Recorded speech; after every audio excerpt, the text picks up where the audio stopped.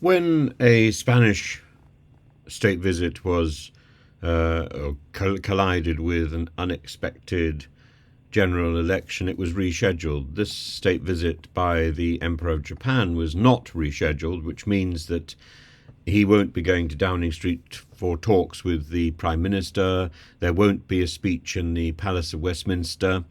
And he won't be talking to the leader of the opposition. But everything else, pretty well, is what you would expect. He was greeted by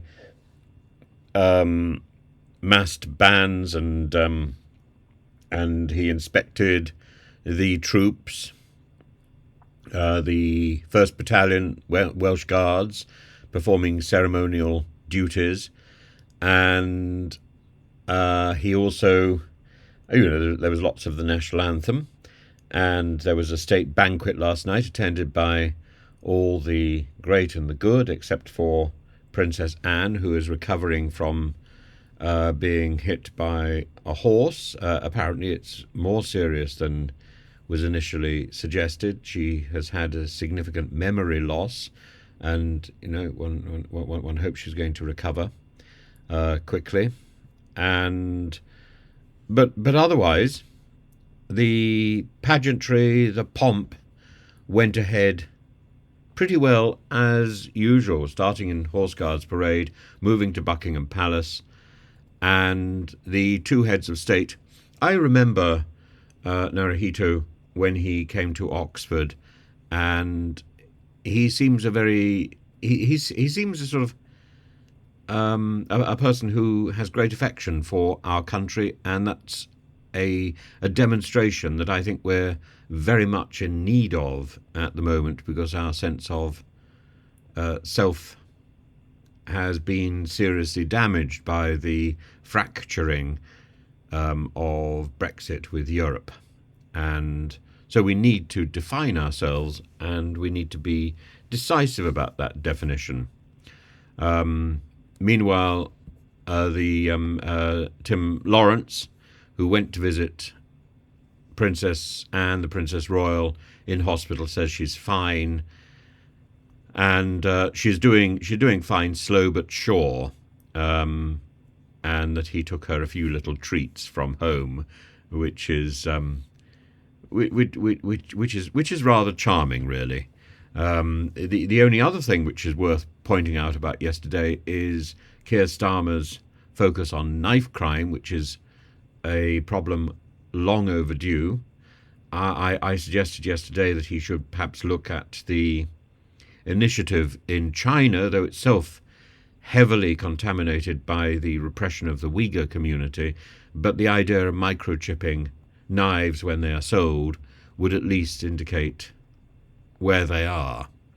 And the comment section was filled with, well, if you're going to start with knives, why not do forks and spoons? Well, why not?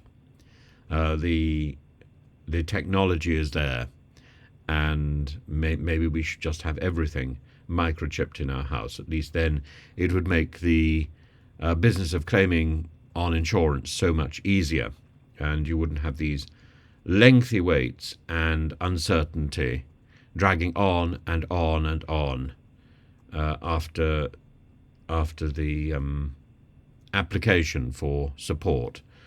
In my experience recently, the whole business of turning to insurance is a nightmare, and it's about it is about the small print, but it's about trusting those people who negotiate it, or trusting the people who present it, because what you think you're agreeing to is very rarely the case, and they're so keen to tell you what your to give you all these various warnings.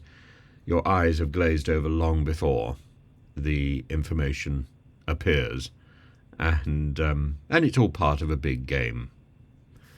I think we need a little bit more honesty, and in an age of social media, when you can see the documentation clearly, I think there should be a move towards clarity rather than obfuscation and cheating. It's all about cheating and catching people out, and I don't think that's the way forward.